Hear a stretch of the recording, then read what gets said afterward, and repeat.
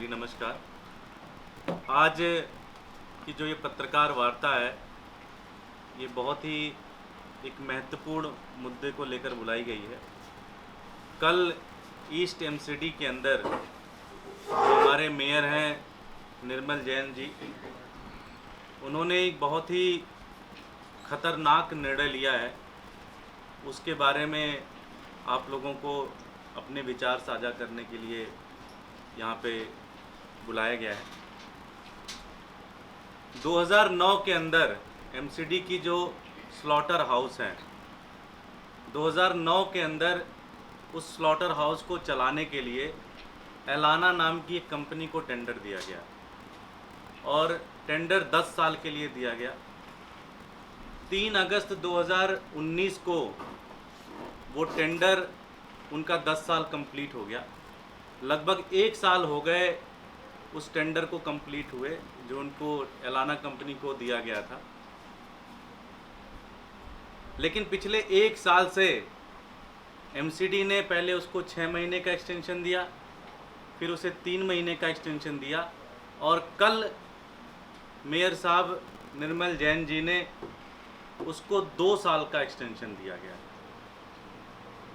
MCD के अंदर जब भी इस तरह का कोई भी एक्सटेंशन किसी कंपनी को देना होता है, उसके लिए एक प्रोसेस फॉलो करना होता है कि पहले वो मामला स्टैंडिंग कमेटी में आता है, उसके बाद वो मामला सदन के अंदर जाता है और जब वहाँ पे स्टैंडिंग कमेटी और सदन उस मामले को अप्रूव करता है, तभी जाके इतना लंबा एक्सटेंशन किसी कंपनी को दिया जा सकता है।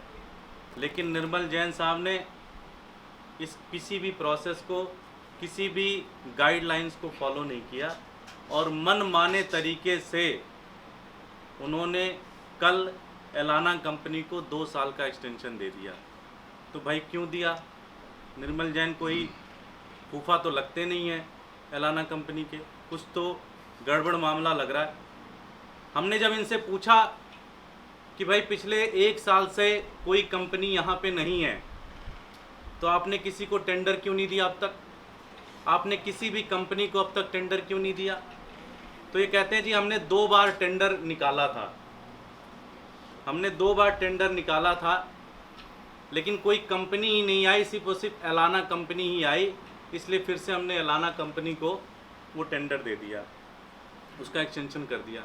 हमने वो सारे रूल्स पढ़े, सारी चीज़ें समझी, तो पता चला कि इस टेंडर प्रोसेस में भी बड़ी खामियां हैं, बड़ा घालमेल है।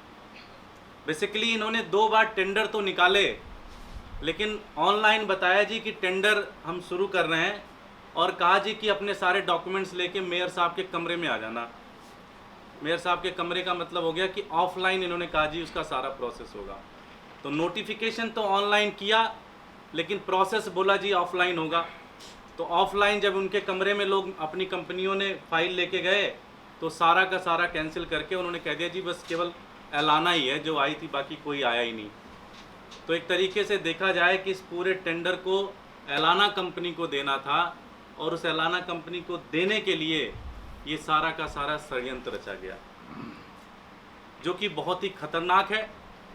और अब सुनने में आ रहा है कि एलाना कंपनी ने ये कहा है कि जी पहले जो हम पैसा देते थे, अब हम वो पैसा नहीं दे सकते क्योंकि लॉकडाउन चल रहा है, क्योंकि कोरोना चल रहा है, इसलिए उस पैसे को भी कम करो।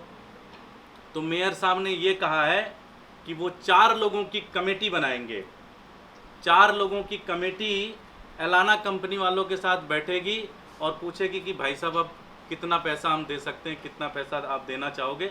उसके आधार पर जो पहले पैसा एलाना कंपनी देती थी, उस एलाना कंपनी से पैसा भी अब कम लेने के लिए एक तरीके से इनका काम चल रहा है। सबसे इंटरेस्टिंग चीज़ ये है कि इस एलाना कंपनी को लेकर ईस्ट एमसीडी के अंदर बहुत बार बवाल हुए।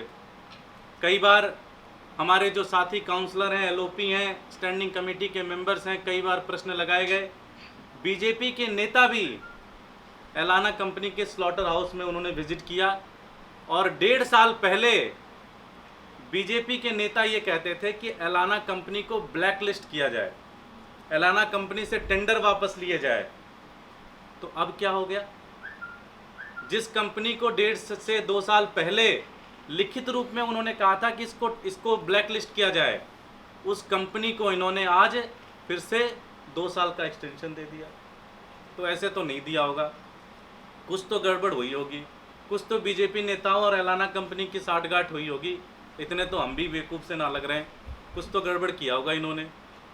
तो इसका मतलब ये है कि पूरी तरह से बीजेपी की जो यहाँ की लीडरशिप है, निर्मल जैन साहब जो हमारे मेयर हैं, उनकी और उनकी पूरी टीम की कोई ना कोई साठगांठ इस मामले में भ्रष्टाचार की बू आ रही है पूरी तरह से।